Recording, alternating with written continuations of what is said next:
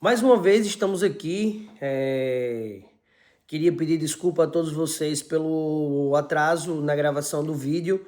É, Isso tudo é muito novo para mim, tá aqui, tá tendo que destinar um tempo para estar gravando os vídeos, para estar editando, para estar fazendo as capas do vídeo. Mas enfim, pouco a pouco eu vou me adaptando a isso, vou tentando introduzir isso na minha rotina. E como eu tinha prometido para vocês, aqui eu estou para falar um pouco de como é que eu fiz para abrir a minha empresa, de que forma eu posso fazer isso, quais são as opções que ao chegar em Portugal ou quando você pretende trabalhar, de que forma você pode fazer com que isso aconteça da forma legal. Eu queria ressaltar aqui para vocês que eu não faço nenhum tipo de consultoria. O intuito deste canal é basicamente para relatar um pouco da minha experiência, para tentar ajudar um pouco as pessoas que pretendem migrar. Neste caso especificamente, nós estamos falando aqui do país de Portugal, o país o qual eu escolhi para viver, e o qual a gente vai estar falando aqui desse passo a passo. Nos vídeos anteriores, para quem não me acompanha, eu falei um pouco da primeira parte do meu processo, né, da minha estratégia de escolher a cidade em Portugal, o qual eu ia morar. E de que forma isso ia se encaixar dentro daquilo que era a minha perspectiva e de acordo com o meu poder financeiro, da forma que eu me organizei. Então eu peço para você que ainda não se inscreveu no canal, que se inscreva no canal, que volte. É um canal muito novo. Nós temos aí 2 vídeos. Este é o terceiro vídeo, onde eu vou falar hoje um pouquinho sobre as 2 ferramentas que a gente tem para iniciar a vida profissional no país de Portugal, ok? Dentro do que se refere à legislação em Portugal, para que você consiga trabalhar da forma legal, eu não vou me estender aqui muito, mas existem 3 formas de trabalhar em Portugal. 2 formas legais e uma forma não legal, ok? Não sugiro que vocês façam o trabalho da forma ilegal, porque o interessante é que a gente consiga estar fazendo as coisas tudo dentro da legalidade, tudo dentro do processo normal, ok?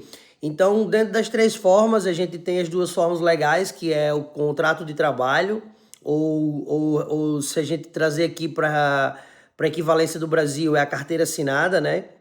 Depois a gente tem aqui a microempresa, se a gente relacionar ao Brasil, que é os recibos verdes, as pequenas empresas. Até um certo patamar a gente é considerado pequena empresa de acordo com a faturação que a gente tem.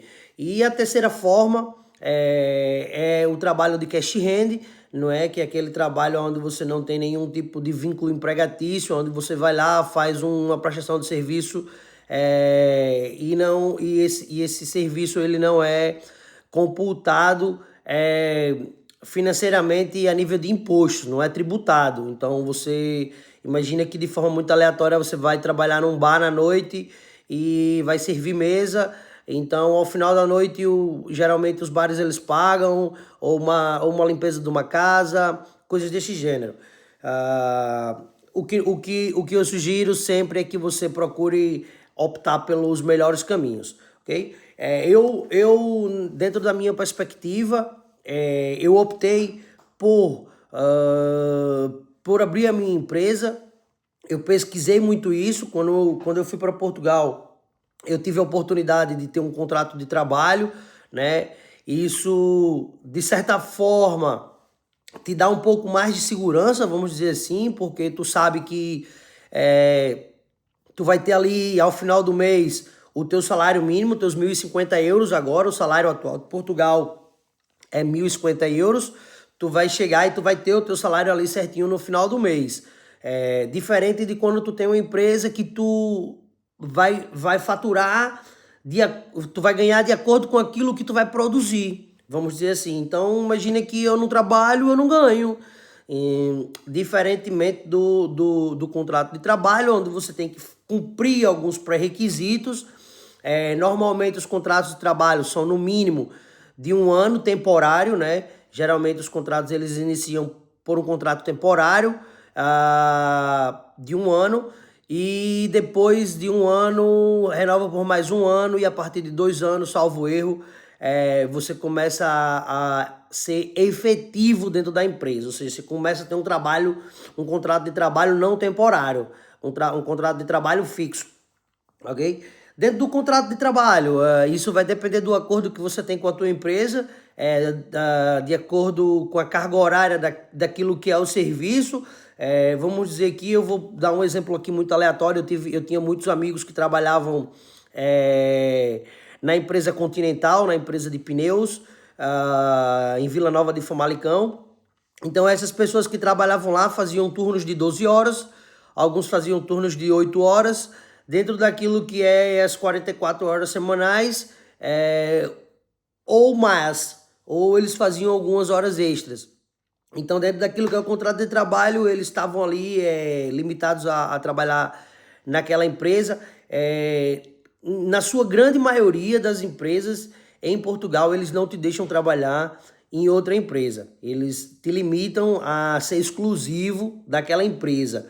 Ou seja, a partir do momento que tu firma um contrato de trabalho, tu vai estar limitado a trabalhar somente naquela empresa. Eu não consigo perceber muito bem o porquê desse tipo de estratégia. Algumas empresas elas permitem que você faça. Algumas pessoas chegam a ter 2 contratos de trabalho, um contrato de trabalho full time, a tempo inteiro, de 8 horas mais ou menos por dia, e mais um trabalho part-time, um trabalho de 4 horas por dia, ou 2 turnos de 10 ou 12 horas no fim de semana, para que consigam de fato ter uma renda melhor. Dentro disso, dentro do que era a minha perspectiva, e eu vou trazer aqui para o meu lado profissional, que é professor de educação física, personal trainer. Eu trabalhava com personal trainer. Então, eu tinha a possibilidade de trabalhar desta maneira, e tinha a possibilidade de trabalhar por conta própria, ok? Felipe, de que forma você trabalha por conta própria? Então, o que é que eu precisava fazer dentro daquilo que era o serviço de academia de musculação? Eu vendia um serviço de personal trainer, né? E aquilo tinha um valor, tinha uma tabela. Eu também prestava serviço no que se refere a aulas de hidroginástica, a aulas de treinamento funcional, a monitor de sala de musculação. Então, o que acontece? De acordo com tudo isso que eu produzia, vamos dizer assim, o ginásio não tinha um vínculo, vamos dizer assim, um contrato de trabalho, tinha um vínculo empregatício, mas de uma forma diferente. Eu não era funcionário da empresa, eu era uma empresa que prestava serviço a outra empresa, ou seja, eu costumava dizer que eu era empresa dentro da empresa. Dentro do que se refere ao contrato de trabalho, existe aqui algumas ressalvas, que os teus impostos são pagos pela empresa. Ou seja, quando tu vai receber o teu payslip, o teu contra-cheque, tu recebe 1.050 euros, o ordenado mínimo, vamos dizer, e dentro desses 1.050 euros já vai estar ali descontado 23% do IVA, mais as taxas, que são as taxas legais do país de Portugal. Quando tu opta por fazer a tua empresa, como é óbvio, a primeira coisa que tu tem que fazer é ter um contador, ou mais conhecido como contabilista em Portugal. Felipe, para que é que eu preciso ter um contabilista? Eu sou obrigado a ter um contabilista para gerir a minha empresa? Não. Possivelmente, se você tiver uma pequena empresa, tiver uma faturação baixa, você vai conseguir fazer isso. Ou seja, quando o setor das finanças, ele te limita para que tu possa pagar os teus impostos, e até um certo patamar, até uma certa faturação anual, você é isento de pagar a sua contribuição fiscal. Ou seja, você vai pagar uma parte do que se refere aos impostos, mas uma outra parte você não é obrigado a pagar, porque você não ultrapassa um valor, você é um assalariado, vamos dizer assim, você tem uma renda mínima. E dentro do que é renda mínima, você não é obrigado a pagar os impostos. A partir do momento que o governo e o setor de finanças, eles interpretam que você tem uma faturação, vamos supor, de 2.500 euros por mês, tendo ali uma faturação média de 26, 28 mil euros por ano, eles vão começar a taxar. Dentro dessas taxas, você é obrigado a pagar o IVA, né, que é os 23% de imposto, e depois tem um outro imposto, que é o imposto sobre os lucros. Esse imposto você paga ao final do ano, quando você ultrapassa esse valor. E quando você não ultrapassa esse valor, você não é obrigado a pagar esse imposto. Dentro daquilo que é os impostos da tua empresa, não é? Sempre que tu vai emitir a tua fatura, o teu recibo para aquela empresa, imagina que eu prestei o meu serviço e a minha faturação esse mês foi 2.000 euros, quando eu for emitir o meu recibo, a minha fatura para a minha empresa, né? Eu vou receber o dinheiro e eu só consigo receber o dinheiro mediante a emissão desse recibo. Após a emissão, no processo de emissão de recibo, a gente vai ter lá umas escalas de trabalhador do ordenado mínimo, para que você informe uma declaração que eles chamam de declaração trimestral. Ou seja, a cada 3 meses você tem que informar ao setor de finanças aquilo que você está ganhando para que eles possam lhe taxar nos próximos 3 meses. E aí, como eu disse, se você tem um ordenado demasiado baixo, o ordenado mínimo, a sua contribuição vai ser mínima. Pronto. Dentro disso, dentro do processo de legalização, que eu acho que é uma das partes mais importantes, porque se você não está legalizado, você não consegue ter o contrato de trabalho, e se você não tem os seus rendimentos, não tem uma forma de rendimento, você não vai conseguir emitir o seu título de residência, porque quando você for na sua entrevista no CEF ou na AIMA, não sei te dizer bem agora como é que está funcionando isso, mas uma das coisas que eles vão te pedir é a sua comprovação de renda, ok? Quando você vai abrir a sua manifestação de interesse, você tem duas opções. Ou a opção de se cadastrar como contrato de trabalho, ou uma opção de se cadastrar como microempreendedor. Algumas empresas em Portugal, elas não vão te contratar se você não tiver o título de residência. Eu posso aqui citar o exemplo da minha esposa, que fez uma seletiva, ela trabalhava para uma empresa o qual ela passou na seleção, porém ela não conseguiu iniciar porque ela ainda não tinha saído o título de residência. A gente estava em processo, a gente tinha o direito de trabalhar, mas essa empresa em específico, ela não te permitia trabalhar. Diferente de outras empresas que elas têm uma legislação própria, o qual elas entendem que você está dentro do processo e que até que essa decisão saia, você pode trabalhar. Se for deferido, você continua. Se for indeferido, definitivamente você não pode trabalhar e definitivamente você não pode residir no país de Portugal de forma legal. Ok.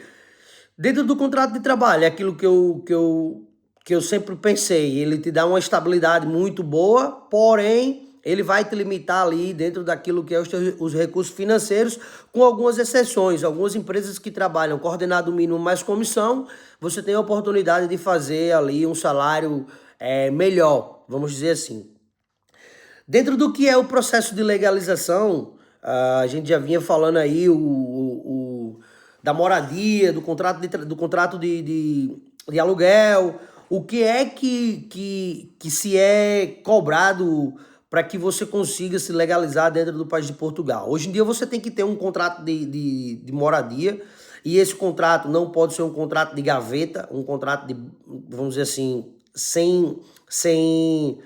esse contrato tem que ser obrigatoriamente registrado nas finanças. Por que, Felipe, o contrato tem que ser registrado nas finanças? Porque é uma forma do país reter o imposto, ou seja, o seu senhorio, a partir do momento que você faz o contrato de aluguel, o seu senhorio ele tem que fazer o registro no setor das finanças.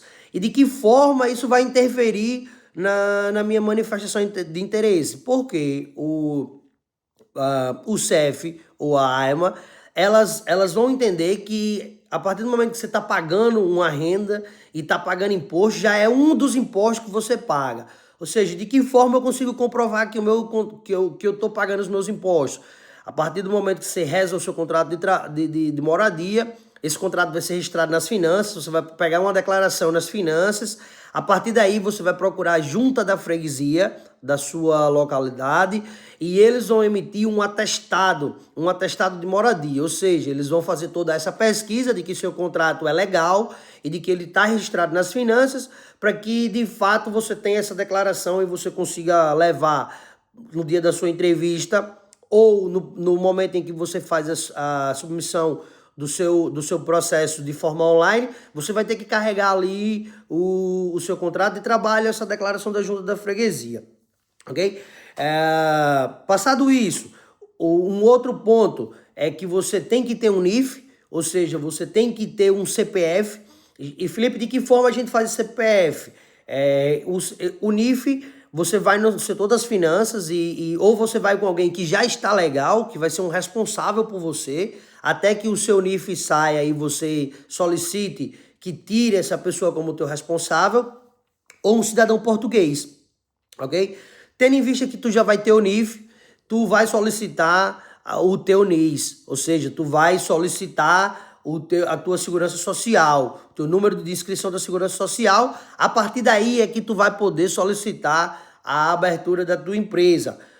A partir do momento que tu vai abrir tua empresa, lá vai ter uma seleção de pontos, né? De tipos de serviço, tipos de prestação de serviço, se a tua empresa vende produtos, se a tua empresa presta serviço na área da limpeza, enfim, daquilo que vai ser o teu ramo profissional. Dentro do que é o meu ramo profissional, ramo de atividade física profissional, foi isso que a gente selecionou. E pronto, a partir do momento que eu tinha toda essa documentação, eu já estava quase apto a dar entrada na minha manifestação de interesse, pedindo ao governo português o direito de residir, tendo em vista que eu pagava todos os meus impostos, tinha toda a documentação necessária, ok? Agora, vem aqui um fato onde a gente tem algumas opiniões que se divergem, ok? Algumas pessoas falam que o contrato de trabalho ele é mais fidedigno para que a sua manifestação de interesse seja aprovada. Felipe, e isso é verdade. O processo da minha esposa foi feito através de um contrato de trabalho.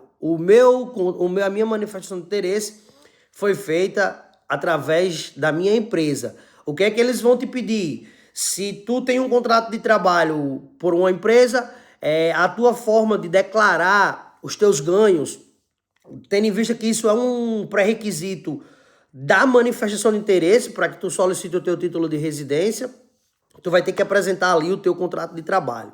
E isso é um documento válido, porque dentro do contrato de trabalho já vai ter todas as especificações em relação o teu ordenado mínimo, o teu tempo de trabalho, enfim, por aí vai.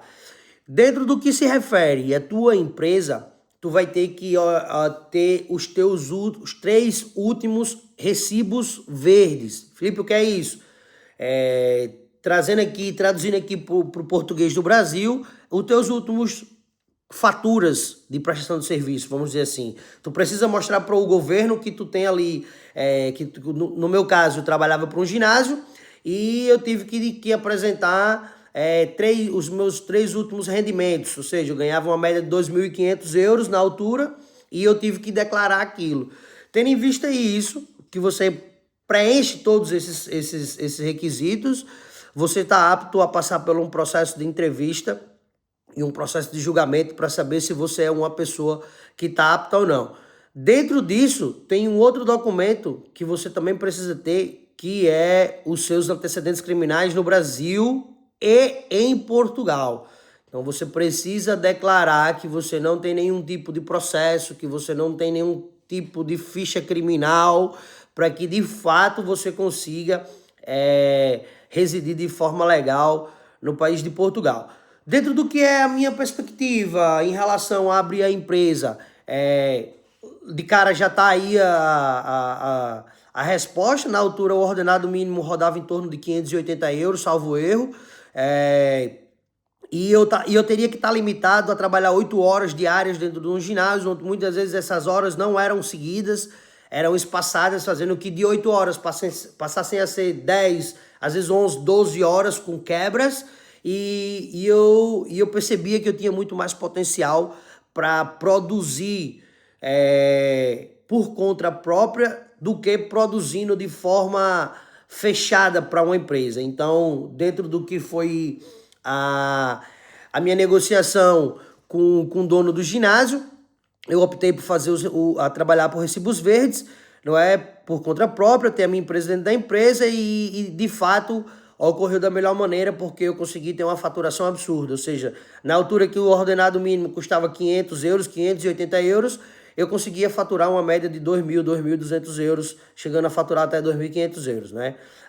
Como é óbvio, é um bocado sazonal a área de academias, né? Porque chega na altura do verão, ela tem uma quebra, a altura do inverno tem uma pequena quebra ali também, mas a gente, na altura que pós ano novo, vamos dizer assim, vida nova, em muitos países as pessoas dão ali um start, a virada de chave, começam a praticar atividade física, começam a fechar contratos em academias e, consequentemente, muitas dessas pessoas precisam de ajuda com personal trainer e vão trabalhar com o auxílio de um personal trainer. Não só nessa altura, mas também na altura pré-verão, ou seja, na altura que vai chegando ali o mês de junho, julho, agosto, que é a altura...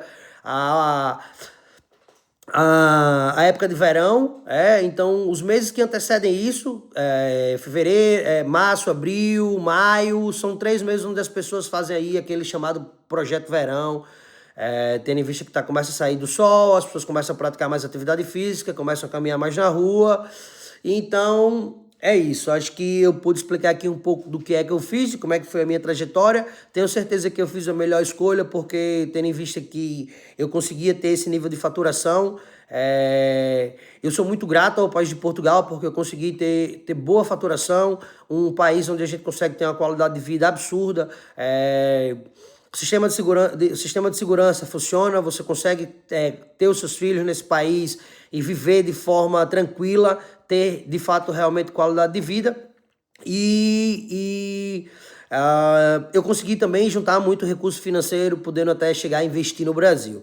E isso me proporcionou abrir a minha cabeça, abrir para novos horizontes, para que eu pudesse vivenciar novas experiências, as quais eu vou chegar lá e vou contar para você todo o meu passo a passo. Estou contando aqui para vocês um pouquinho do início da minha história. São 7 anos fora do Brasil, com passagens pelos Estados Unidos, com 2 passagens por Portugal, uma de 4 anos, uma de 2 anos, passagens pela Irlanda. Então, eu vejo aqui, o objetivo desse canal é estar mostrando para vocês, trazer um pouquinho aqui da minha vivência. Eu tenho recebido já alguns comentários e queria agradecer as pessoas que estão comentando, pedindo: Felipe, não tem como gravar um pouco do seu lifestyle, de como é que tá? Eu vou fazer isso, vai chegar esse momento. Primeiro eu preciso passar pelo processo de construção, de toda a parte inicial da minha trajetória fora do Brasil, até que eu consiga chegar nos dias de hoje e possa contar aqui de que forma eu estou vivendo, onde é que eu estou vivendo, o que essa experiência fora do Brasil proporcionou para mim, mesmo a nível de estabilidade financeira, conceitos que mudaram a minha mente, a forma de ver o futuro, de que forma investir na minha vida, na minha carreira profissional, na vida da minha família. Então, acho que eu pude trazer aqui um pouquinho da minha experiência. Lembrando para vocês, eu não presto nenhum tipo de consultoria. O objetivo desse canal aqui é trazer conhecimento para vocês. Assim como eu, antes de migrar, eu vi muitos vídeos na internet, no YouTube, grupos do WhatsApp, criem network, falem com pessoas, tirem dúvidas, anotem, vão criando questionamentos para que quando vocês definitivamente forem executar o seu grande objetivo de migrar, vocês não possam cometer erros. Eu me planejei muito bem e acredito que eu não cometi erros, e até hoje eu não tenho cometido erros, porque foram 4 começos, vamos dizer assim. Eu não posso dizer que foi um recomeço, porque eu não andei um passo para trás. Todos os meus objetivos foram sempre no sentido de andar e caminhar dentro do que é uma progressão de vida, uma progressão profissional, um meu crescimento pessoal. Então, todos esses começos foram começos que agregaram, e praticamente eu só fiz replicar aquilo que eu fiz neste primeiro momento, que é isso que eu tenho trazendo para vocês. Então, me considero uma pessoa de sucesso. Já são 7 anos fora do Brasil com a minha família, e tenho uma qualidade de vida muito grande. Não pretendo voltar para o Brasil agora. O meu objetivo é continuar a minha trajetória. Eu ainda tenho um objetivo final. Isso a gente vai trazer para vocês aqui quando de fato tiver tudo ok, tudo organizado. E é isso. Então fica aqui minha palavra, meu apoio, meu incentivo. Não desista do seu sonho. Se tiver alguma dúvida no qual eu posso ajudar, deixa aqui sua mensagem, subscreva no canal, deixe seu like. Mais pra frente, quando eu já tiver algum conteúdo considerável, a gente vai parar aqui para fazer uma live. Eu vou deixar também aqui o meu Instagram, @coach Felipe Silva. Então também tenho postado algumas coisas do meu lifestyle, eu tenho postado. O que eu posso adiantar para vocês do meu lifestyle é que hoje eu tenho minha estabilidade financeira e geográfica. Eu cheguei num patamar onde eu consigo trabalhar de forma até remota, vamos dizer assim. A minha empresa, ela pode trabalhar por si só, onde eu só preciso fazer toda a parte da gestão. Tendo em vista que eu consigo fazer isso, não é uma opção para mim, porque eu tenho um outro objetivo e eu preciso fazer com que a minha empresa continue crescendo. Então fica aqui a minha palavra de motivação e de incentivação para vocês que pretendem emigrar para Portugal. Façam as coisas direitas, pesquisem tudo direitinho. E eu vou deixar aqui para vocês o próximo passo, o próximo vídeo. A gente vai estar falando aqui sobre a equivalência da sua universidade, como é que eu fiz, de que forma eu fiz, quanto tempo levou para que eu pudesse ter a minha graduação do Brasil validada em Portugal, para que eu pudesse trabalhar dentro daquilo que era a minha área, dentro daquilo que eu estudei. Muitas pessoas imigram, mas vão trabalhar no que a gente chama de subemprego, vamos dizer assim, que são os serviços básicos, e não, muitas vezes são pessoas que são advogados, são pessoas que são educadores físicos e diversas profissões.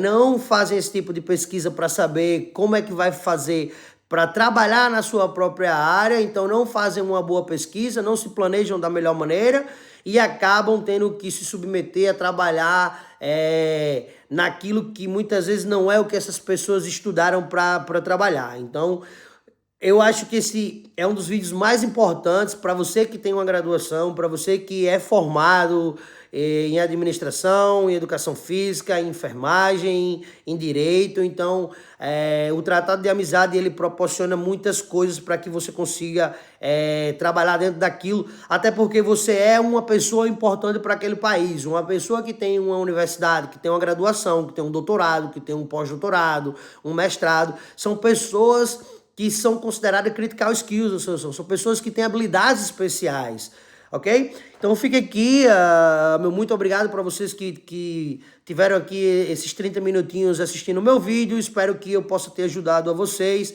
O objetivo desse canal é simplesmente trazer informações para vocês que estão buscando fazer um processo de imigração, ok? Forte abraço, fiquem com Deus, Deus abençoe a semana de vocês.